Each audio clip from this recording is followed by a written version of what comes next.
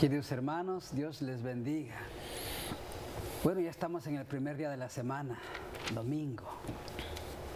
Y hoy estaremos viendo el código del pacto.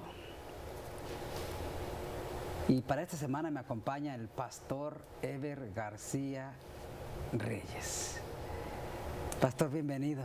Gracias, Dios pastor. le bendiga, Raúl. pastor. Quiero que les dé la bienvenida a los hermanos. Bueno, donde Que le damos vayan a la escuela, a la sí. iglesia en estudio. La iglesia en estudio, le damos la bienvenida, un fuerte abrazo desde aquí del Ministerio del Evangelio Eterno, Amén. ¿verdad? Estamos aquí muy contentos de estar aquí viendo lección por lección y qué podemos aprender. Cada uno de nosotros leemos la escuela, hacemos nuestro estudio, ¿verdad? Y llegamos a una conclusión y cómo podemos aplicar lo que hemos aprendido a nuestra vida. Eso es lo importante. La palabra de Dios, aplicarla a nuestra vida y podemos aprender de ella y pedirle a Dios, que al Espíritu Santo, que nos transforme. Por eso es que siempre antes de abrir la palabra de Dios, vamos a orar. Para que Dios nos revele su palabra a cada uno de nosotros. Vamos a orar, Oremos. queridos hermanos. Padre Santo, le damos la honra, la gloria y la adoración. En estos momentos venimos agradecidos delante de su presencia. Sí, Señor. Para pedirle, Señor, que usted sea el maestro de ahora, el maestro que necesitamos, el Espíritu Santo, que inspiró a los profetas y a los apóstoles, y que todo lo que aprendamos, Señor, sea para beneficio nuestro y aplicarlo a nuestra vida. Sí, Ayúdanos, Señor, a comprender las leyes tan maravillosas que nos hace peculiar a cada uno de tu pueblo, Señor. Bendícelo a los oyentes de quiera que estén, Señor. Cubre sus necesidades. Tenemos un Dios que no solamente nos salva, sino que también nos sostiene de su mano. Sí, Señor. Alabado sea su nombre, en el nombre de Jesús. Amén y amén. Amén. Bien, pastor, pues muy interesante la lección de este día, el código del pacto. Muy interesante. Leímos ayer, ¿verdad?, lo que concernía el pacto. Dice la lección que con la entrega de su ley en el Sinaí, los 10 mandamientos, Dios sentó las bases para enseñar a su pueblo cómo vivir en santidad. Y en conexión con Dios. Sí, en conexión con Dios, con Él. Ahora bien, pero los principios de la ley necesitaban ser aplicados en la vida cotidiana de los oyentes. O sea, Dios habló, ¿verdad? Y todos escucharon. Y estaban espantados cuando Dios hablaba. Y dice que temblaba, ¿no? Pero Dios estaba poniendo los cimientos, se puede decir, ¿verdad? La base de su gobierno. Pero lo que Dios le dio leyes, después de eso, Dios le dio leyes adicionales al pueblo. Porque acuérdense que estamos hablando ayer que Dios es un gobierno teocrático, pero tenía que agregar leyes para seguir lineamientos, qué hacer en caso de. O sea, por ejemplo, cuando alguien cometió un pecado o alguien cometía algún agravio contra su hermano, leyes que iban a regir al pueblo, ¿verdad? Para que hubiera paz. Pero, y era importante para Dios, para que sus hijos, ¿verdad? Y esas leyes eran muy buenas para ellos. Claro, pastor, y vemos que cada ley que Dios dio al pueblo, si el pueblo obedecía y vivía conforme a la ley que Dios les había dado, y se regían por los mandamientos de Dios, todo iba a estar en orden. Sí, sí. Vemos que Dios dio cada ley, porque Dios es un Dios de orden. De orden, sí. Y si el pueblo seguía cada ley que Dios había dado, no iban a tener problemas. Sí. Iban a vivir Sí. correcto y recto de acuerdo a la palabra de Dios. Sí. Ayer estamos leyendo, y aquí también lo dice, que los responsables de impartir justicia, pues eran los jueces. Para eso levantaron jueces, para hacer en caso de. Ahora, en el decálogo marcaba, ¿verdad?, los principios morales de Dios, pero dentro de esas leyes habían leyes secundarias, leyes que se tenían que hacer porque eran las leyes civiles, ¿verdad? Dice aquí, ahora la mente de la gente, o sea, el pueblo de Israel había salido de Egipto, y fíjese lo que dice: estaba cegada e envilecida por la servidumbre y el paganismo. No estaba preparada para apreciar plenamente los abarcadores principios de los 10 preceptos de Dios. Ahora dice que para las obligaciones del decálogo pudiera ser mejor comprendidas y ejecutadas, se añadieron otros preceptos. Ahora dice que ilustraban y aplicaban a los principios de los 10 mandamientos. Esas leyes se llamaron derechos. Pues sí, porque cuando nosotros cometemos un agravio, cometemos más bien, ¿verdad? ¿Cómo se dice? Transgredimos el derecho del hermano, del prójimo, ¿cierto? Y entonces Dios tenía que poner jueces para poder juzgar en caso de que se cometiera un agravio en contra del hermano. Sí. ¿Verdad? Pastor, alguien se preguntará, ¿y qué es el código código del pacto? Mire lo que dice nuestra lección de hoy. Dice que son leyes adicionales, o llamado código del pacto, son leyes adicionales. Sí, son las leyes adicionales. Es el código del pacto. Exacto. Todas las leyes que implica, ¿verdad?, estaban incluidas en el pacto. Porque hablábamos que dio los 10 mandamientos, pero dentro del pacto estaban los 10 mandamientos y estaban todas las otras leyes adicionales. Todas. Y se tienen que cumplir de igual manera. Mire, pastor, lo que dice Patriarcas y Profetas, página 282, que lo encontramos dentro de la lección de hoy, domingo. La mente de la gente, cegada y envilecida por la servidumbre y el paganismo, no estaba preparada para apreciar plenamente los abarcadores principios de los 10 preceptos de Dios. Para que las obligaciones del decálogo pudieran ser mejor comprendidas y ejecutadas, se añadieron otros preceptos que ilustraban y aplicaban los principios de los 10 mandamientos. Estas leyes se llamaron derechos, porque fueron trazadas con infinita sabiduría y equidad, y porque los magistrados habían de juzgar según ellas. A diferencia de los 10 mandamientos, estos derechos fueron entregados en privado a Moisés, quien debía comunicarlos al pueblo. Exactamente. Entonces vemos, ¿verdad? El código de pacto eran las leyes adicionales que Dios, para que pudiera cumplirse los 10 mandamientos. Sí. O sea que una cosa eran los 10 mandamientos y otra cosa Sí. eran las... Es que el principio son los 10 mandamientos, Claro. pero las leyes adicionales, para que ellos podían comprenderlo y poder obedecerlo, ¿verdad? Se tenían que poner leyes adicionales. Ahora bien, la lección nos dice, si vamos por un momento al capítulo 21, habla acerca de estas leyes. Y vamos a comprender un poquito de estas leyes, porque fíjese lo que dice, las leyes sobre los esclavos. Capítulo 21 y el versículo 1 dice, estas son las leyes que les pondrás. ¿Cuáles son? Versículo 2.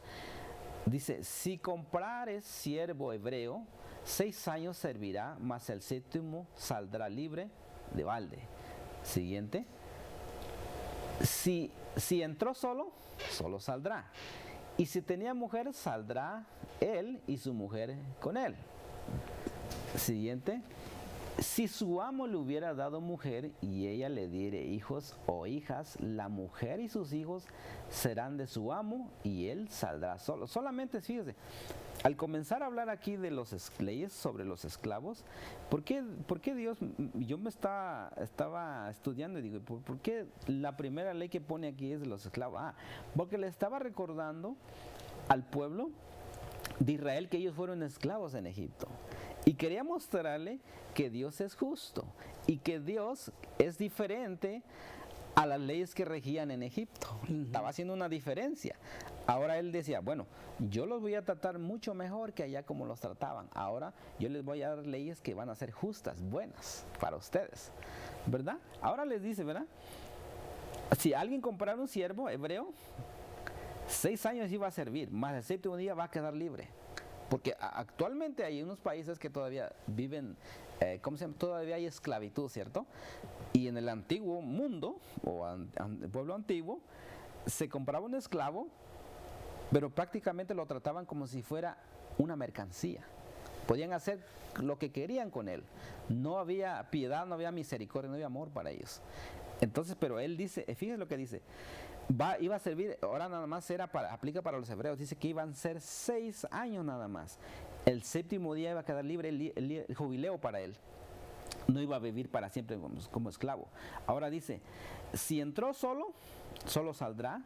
Ahora dice, pero si tenía mujer, saldrá él y su mujer con él. Porque muchos pagaban, ¿verdad?, que debían a su prójimo o a su amo, quien lo vendían, se llevaba a su mujer también para pagar pronto la deuda. Pero una vez que llegaba el jubileo, quedaba libre. Pero no nada más él, sino también su mujer se iban juntos. Y los hijos, si tenían hijos también, ¿no? También hijos, sí. Ahora dice el versículo que sigue, dice, y si el siervo, dice, perdón, 4, si su amo le hubiere dado mujer, o sea, si entraba solo y tenía mujer, y ella le diere hijos e hijas, la mujer y sus hijos serán de su amo y él será solo. Porque entraban esclavos que eran solteros. Pero luego dentro de eso, el amo le conseguía una mujer al siervo o al esclavo. Pero una vez que engendraban hijos, mientras estaba viviendo ahí eran sus hijos. Pero una vez que se daba la libertad, él podía salir, pero la mujer no podía salir, porque era propiedad del amo. Y Dios le dio, el versículo 5 ahora, dice, y si el siervo dijere, yo amo a mi señor, a mi mujer y a mis hijos, no saldré libre. ¿Por qué? Dice, yo amo a mi, dice lo que dice, yo amo, perdón, yo amo a mi siervo, a mi señor, ¿verdad? O sea que lo trataban tan bien ahí que ya no se quería ir, pero dice que ama también a su mujer y a sus hijos. Mejor me quedo a vivir aquí, ¿para qué me voy si es que estoy bien? Tanto que vivía al servicio ahí y se quedaba para siempre ahí. Ahí dice, mire, entonces su amo lo llevará entonces a los jueces. Porque aquí ya imparte, ahí están los jueces, mire, lo que estamos leyendo, en este caso se trataba con los jueces. Dice, y le hará estar junto a la puerta o al poste, ¿verdad?, de donde estaban ministrando los jueces. Y su amo, ahora el amo, para llevar ese acuerdo, tenía que horadar la oreja con una lesna, con un objeto para hacerle un orificio, y será su siervo, dice, para siempre. Pero vemos que era después que los 6 años habían estado, sí, y al 7º año, claro, cuando ya eran liberados, ya después era voluntario. Era voluntario, sí, ya no era forzado. Ya no era forzado, era voluntario. Sí. Si el esclavo se quería quedar por amor a su amo, se quedaba, pero ya era por voluntad propia. Sí. Entonces estamos viendo, ¿verdad?, cómo Dios, solamente estamos viendo una partecita, sí, que cómo Dios es justo, sus leyes son perfectas, ¿verdad? Que no había opresión, vemos que lo tenía que tratar como si fuera de su propia familia. O sea, estaba pagando algo, pero no, aquí no se mira algo que estuviera en contra del esclavo.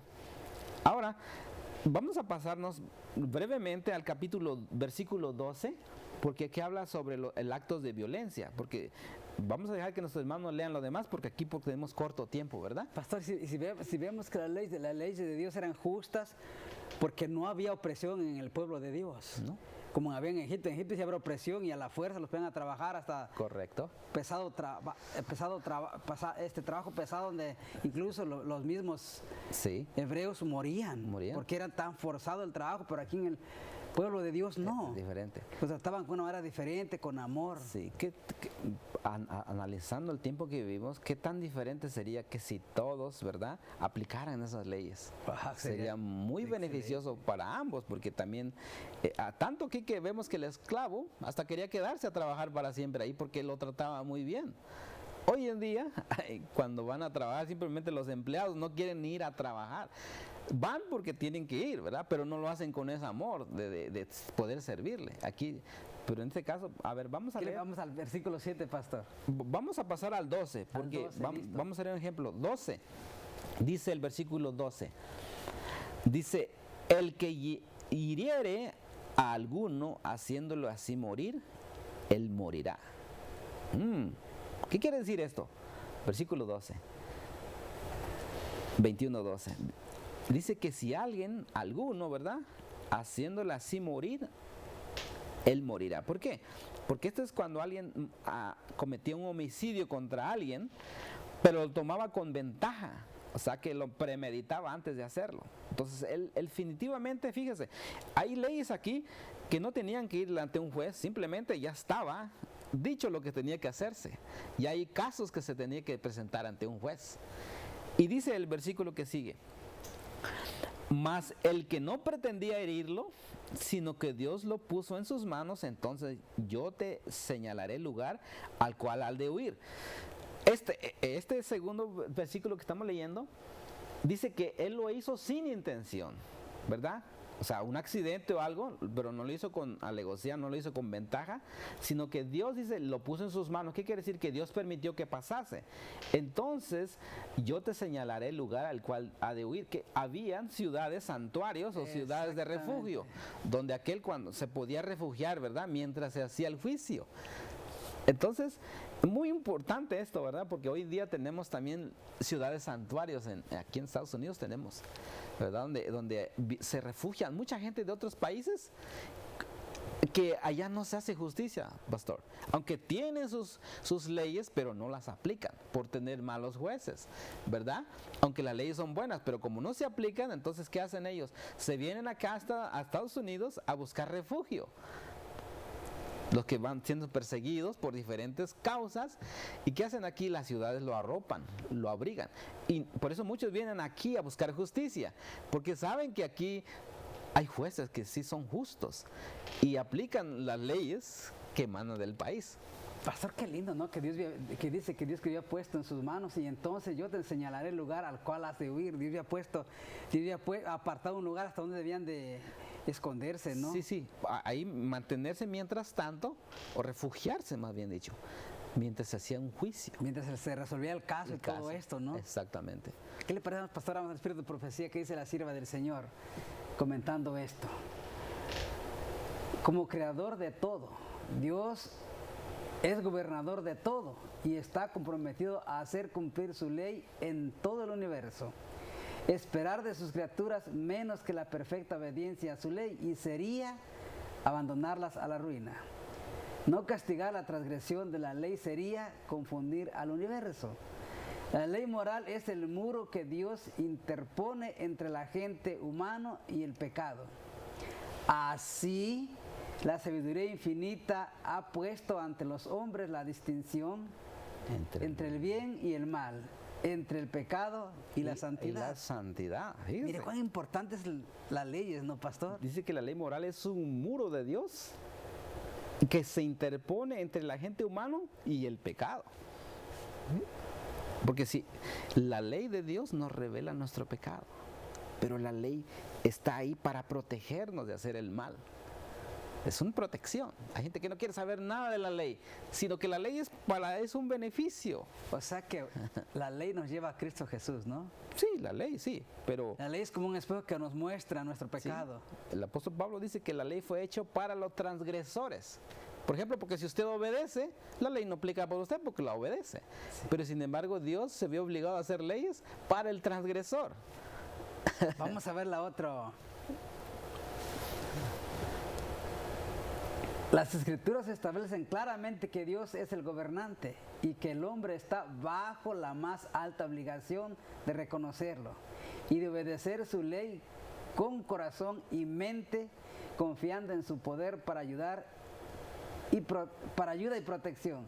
Esta ley a la que el hombre es llamado a obedecer como norma de justicia para el universo es el sabio y santo consejo de Dios. De Dios. Wow, qué lindo, ¿no? Sí, es la norma, dice la norma de justicia. Pero no nada más, dice que es para el universo. Estamos hablando de los 10 mandamientos. Esa ley se aplica para todos. Es universal. Es universal. Por eso, por esa ley vamos a ser juzgados. Por la ley de la libertad. A la ley de la libertad, así es. Oh, qué lindo nuestro Dios. Queridos hermanos, ¿cómo no enamorarse del Señor? Si puso leyes, hermanos, leyes para beneficio nuestro. Y si obedecemos las leyes, no tendremos ningún problema. El que dice que ama a Dios pero no guarda sus mandamientos es tal mentiroso. Y la verdad no es tener eso, dice la palabra del Señor. Sí.